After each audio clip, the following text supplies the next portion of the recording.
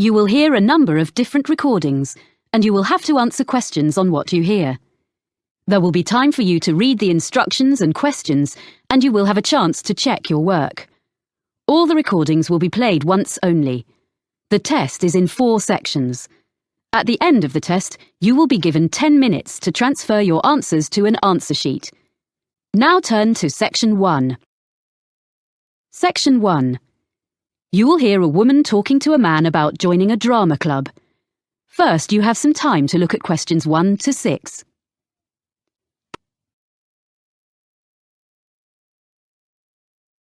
You will see that there is an example that has been done for you. On this occasion only, the conversation relating to this will be played first. Hello, Robert Gladwell speaking. Oh, hi. My name's Chloe Martin. I was given your name and phone number by Ben Winters. I work with him, and he said you're a member of Midbury Drama Club. Yes, I am. Well, I've just moved to the area, and I'm keen to join a drama club. Great. Yes, I can give you some information. We're one of the oldest drama clubs in the area, as the club started in 1957. We now have about 60 members. Our youngest member is 10, and our oldest member is 78. The year the drama club started was 1957, so 1957 has been written in the space. Now we shall begin. You should answer the questions as you listen, because you will not hear the recording a second time. Listen carefully and answer questions 1 to 6. Hello, Robert Gladwell speaking. Oh, hi. My name's Chloe Martin. I was given your name and phone number by Ben Winters. I work with him, and he said you're a member of Midbury Drama Club. Yes, I am. Well, I've just moved to the area, and I'm keen to join a drama club. Great. Yes, I can give you some information. We're one of the oldest drama clubs in the area, as the club started in 1957. We now have about 60 members. Our youngest member is 10, and our oldest member is 78. Oh, I think I saw a picture in the newspaper the other day of some of your members being presented with a prize. Yes, the youth section did very well in a competition and won £100, which will help with their next production. Anyway, tell me a bit more about yourself. Well, I've done a bit of acting. I was in a couple of musicals when I was at university, and a historical play more recently. We mainly do comedy plays. We get good audiences for that kind of thing. We haven't attempted a musical yet, but we might do one soon. Oh, when do you usually meet? On Tuesdays. Well, presumably I'll need to do an audition. Yes, there were a few auditions last Tuesday, and we'll be doing more at our next meeting, which is in 2 weeks' time. That's on Tuesday the 12th of March. There'll be another opportunity 2 weeks after that, which will be on the 26th of March. Oh, well, I can come to your next meeting, and if I don't get an acting part in a play, I'd be happy to help with something else. I've designed publicity before. Great. We're very short of people who can do that, so that would be really good. There are a lot of people who like making scenery, so we get plenty of help with that, but we haven't got enough people to do the lights at the moment. So if you think you can do that, or you have any friends who would like to, do bring them along. We can show you what to do if you haven't got any experience. I'll have to think about it. So, do you meet in the theatre? We do our performances in the Manor Theatre, but we only hire that for the nights of the actual performances. We meet to rehearse every Tuesday evening in the community hall. We rent a room there. Oh, I'm not sure where that is. I'll be coming by car because I don't live in the town centre. It's in Ashburton Road. As you're coming towards the centre, down Regent Street, you need to turn left at the crossroads. Oh, I know. There's a big car park down there, just before you get to a hotel. It's on the other side of the road from the sports centre. That's it. That's the closest place to leave your car, and you don't have to pay in the evening to park there. We meet at 7:30, and we usually finish by 9:30 or 10. OK. Before you hear the rest of the conversation, you have some time to look at questions 7 to 10.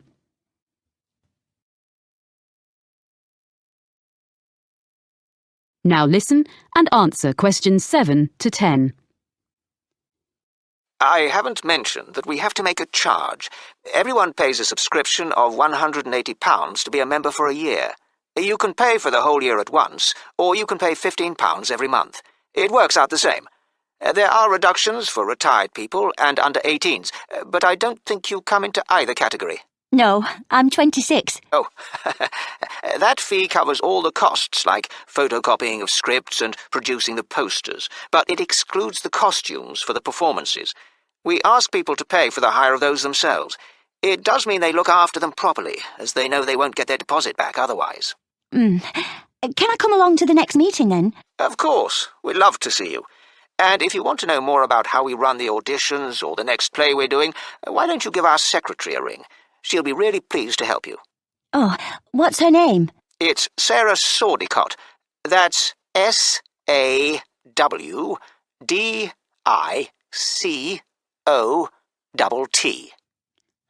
Got that. And her phone number? I've only got a mobile number for her. Just a minute. Let me find it. It's 07955 240063. Great. Thanks for your help. That is the end of section 1. You now have half a minute to check your answers.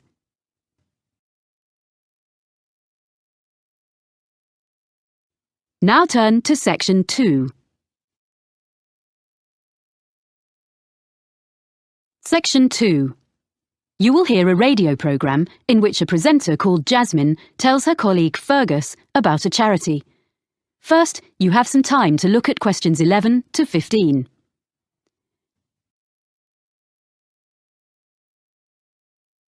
Now listen carefully and answer questions 11 to 15. And now here's Jasmine, who's come to tell us about this week's charity. Hi, Fergus. This week, I'm going to talk about forward thinking and their plans for the Colville Centre. So, in recent years, people have realised how useful the arts can be within healthcare. The idea behind forward thinking is to use the arts to promote well-being. The charity develops projects for people with special needs and health problems, and also delivers training to healthcare professionals in using the arts, as well as supplying them with information and advice. Forward thinking doesn't just run art and craft classes to distract people who are ill, or recovering from illness, but arranges longer-term projects and courses, as it's been shown that the arts can bring all sorts of positive changes in patients, including benefits such as shortening the length of stay in hospital and reducing the amounts of medicine they need. I see. Forward thinking has experience of working with a broad range of people, from young adults with learning difficulties to older people in homes or daycare centres and people with physical disabilities. The organisation's been around since 1986, and it gradually expanded during the 1990s. Then, in the new millennium, it was decided to find a memorable name. So it's been operating as Forward Thinking for several years, in fact since 2005. It's quite a locally based charity, mainly for people in the southern part of this region, which includes all rural and urban communities outside the city of Clifton, which has its own organisation. There are, of course, some similar charities in other parts of the country, in London and so on. And what's the present fundraising in aid of? Yeah, well, the charity needs funding in order to buy the Colville Centre. This is a former village school, which was built in 1868. It was modernised and refurbished by the present owners last year, so it's ideal for art classes and for small social events, performances, seminars and so on. Forward Thinking is fundraising to purchase the building so they can use it to continue running classes and so on for the general public, and eventually also for some of the people they help. Before you hear the rest of the talk, you have some time to look at questions 16 to 20.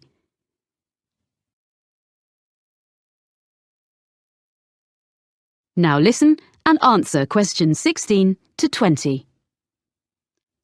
Right, so can you give us a few ideas about what classes people might do there? Is it all art classes? Well, there are some very good art classes, but there are lots of other things going on as well. So, for example, there's Learn Salsa with Nina Bellina's team. They say that salsa is an easy dance to learn. It's also an excellent form of exercise, according to Nina. And that class is for both men and women, of course. It's ideal for beginners and what they call refreshers. That's £100 for 10 sessions. Then, another class is called Smooth Movers. It's with Kevin Bennett. And it's for you if you don't have the same energy levels as you used to when you were a teenager. It's a gentle exercise class, geared to the needs of whoever is in the group in a particular session. And Kevin is qualified to teach classes to people getting over injuries and so on, and balance training. That's £60 for 10 sessions. Then there's a day called Art of the Forest with Jamie Graham, where you discover Upper Wood, a short walk from the Colville Centre, and learn how to design in 3D with natural materials. It's an unusual and exciting way to be creative.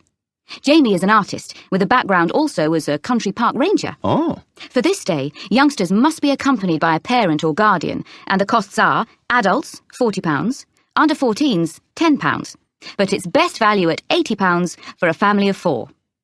The next one is The Money Maze, and this is a series of talks by Peter O'Reilly, an independent financial advisor.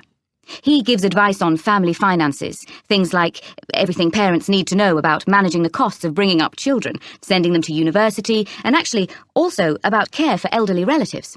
It's £10 per talk, which will all go to support forward thinking. And as a final example of what's on offer, there's Make a Play. That's for 8 to 14s, and this activity is such a hit that it usually sells out within days of being announced. Basically, what you do is write, rehearse, and perform a play in just 2 days, and it doesn't require any previous experience. I gather there's lots of fun and silliness along the way. And the best bit, perhaps, is that there's a performance for family and friends at the end. Aha! It's just £50 for 2 days. Pretty good range of activities, I think, and all raising money for a good cause. Yes, and the all-important contact details are colville@forwardthinking.org.uk or write to me. That is the end of section 2. You now have half a minute to check your answers.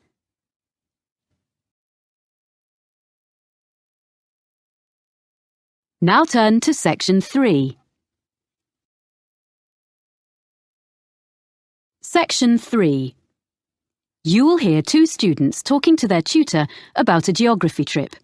First, you have some time to look at questions 21 to 26.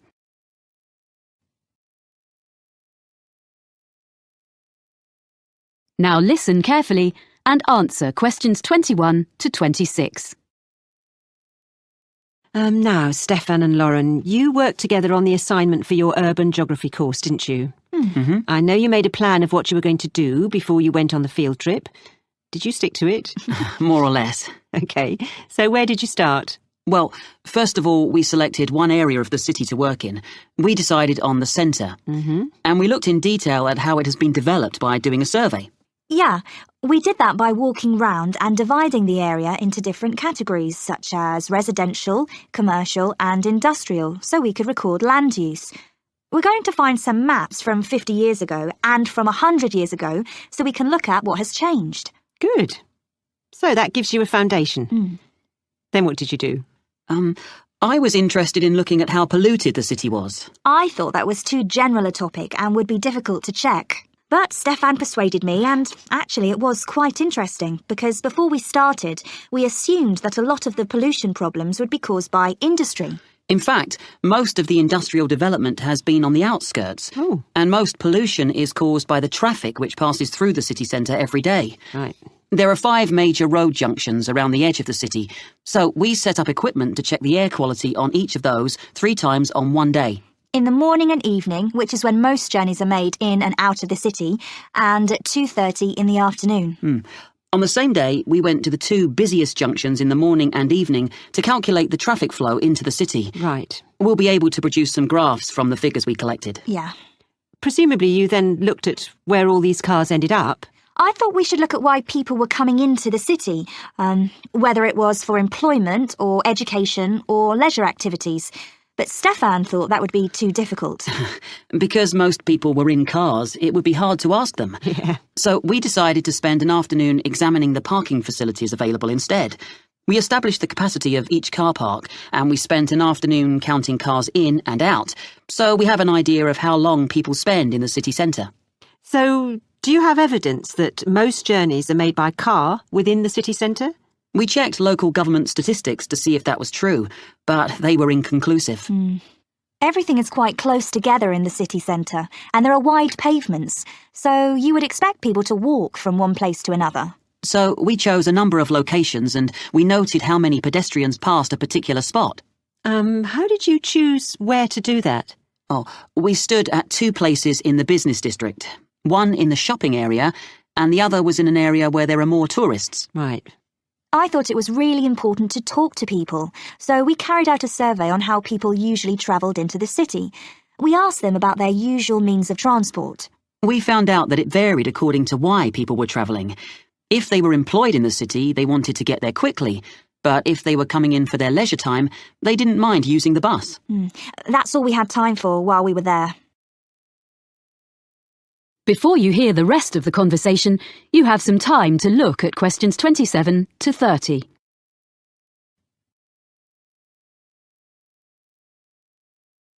Now listen and answer questions 27 to 30. OK. So, shall we talk about what you're going to do next and how you're going to divide the tasks up? How are you going to present the data you've got? Well, some of the information can be presented as graphs or maps. I'm quite good at the software. You'd better do that then, Lauren. I'll help you check all the statistics before you start. OK. It's good to present as much as you can visually. Is there anything else you can use as visuals? We've got a lot of photographs which we can go through. We both took them, so some will be duplicated. It's going to take ages to go through them all. Maybe one of us should just choose some. Well, it's better if you collaborate. That way you'll end up with the best of what you've got. That's fine. We'll do that. And when the graphs and maps are done, you'll need to write a report, an analysis of the data. Will you do that together? I think that should be my responsibility if we're going to share the work out evenly. I can use some of Lauren's notes as well as my own. OK. And finally, you'll be presenting your project to the rest of the group in a couple of weeks' time. We thought it'd be better for Stefan to do that, as he's got more experience at that kind of thing. I would prefer to have input from both of you, as I have to do an assessment. Oh. We'll take turns then. We'll divide it into sections and talk about a few things each. Good. You'll find it easier, Lauren, than doing a presentation on your own. Well, if you need to ask me any more questions while you're working on this, email me. I look forward to seeing what you produce. Thanks. That is the end of section 3. You now have half a minute to check your answers.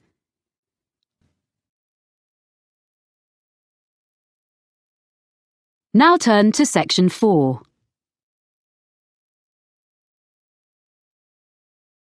Section 4. You will hear a lecturer giving the beginning of a talk on the history of British pottery. First, you have some time to look at questions 31 to 40.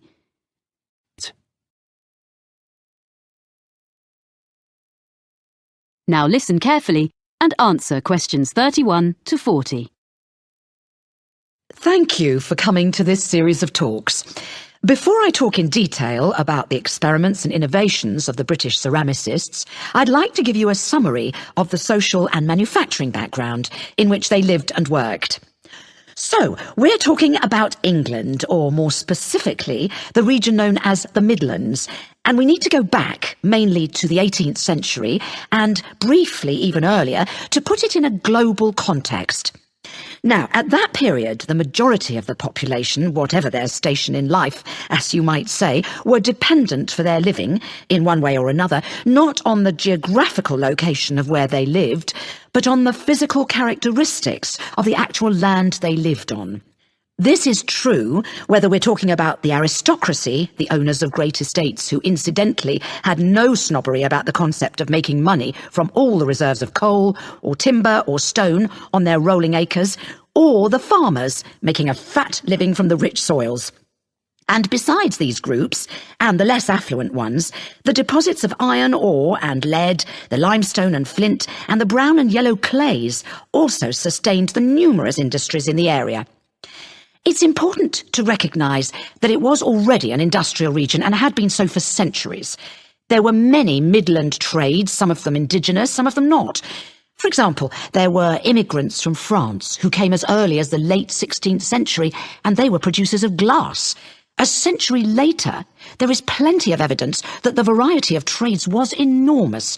There was brewing in Burton-on-Trent, silk weaving and ribbon making near Coventry, framework knitting around Nottingham, and of course in Cheshire men dug the salt, as we still do nowadays even, which in that era was sent downriver to the estuary of the Mersey. Now, among these well-established trades, one of the oldest of the local crafts was pottery. As you will probably be aware, ceramics has always been a mix of science, design and skill. And a good potter is, in a sense, an experimental chemist, trying out new mixes and glazes and needing to be alert to the impact of changes of temperature on different types of clay. For 200 years, up to the time we are concerned with, potters had been making butter pots and pitchers and patterned plates, using the clay which was plentiful in the area where they lived, in a handful of North Staffordshire villages dotted along the low hills.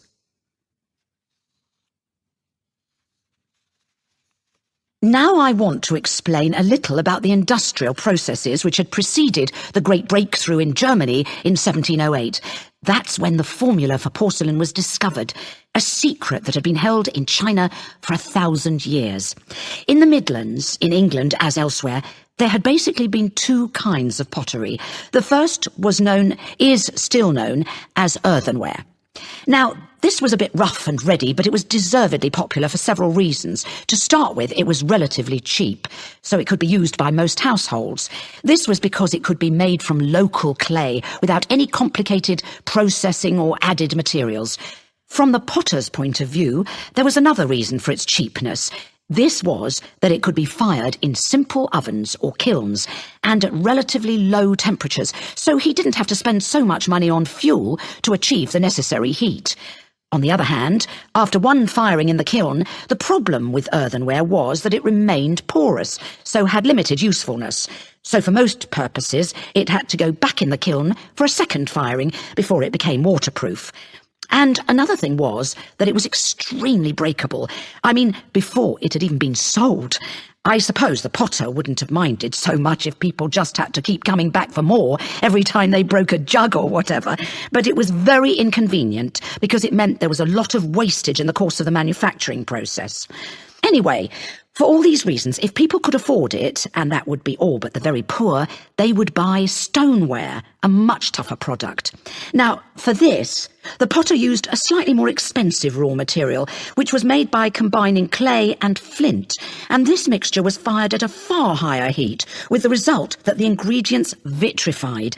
That is to say, in effect, the whole thing became glassy. And because of this, it was non-porous, and naturally this was regarded as a great advance. Well, that's the situation in the 18th century. Are there any questions at this stage? OK, so now we can go on to look at the age of innovation.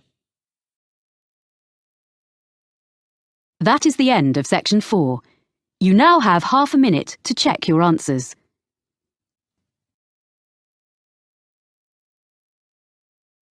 That is the end of the listening test. In the IELTS test, you would now have 10 minutes to transfer your answers to the listening answer sheet.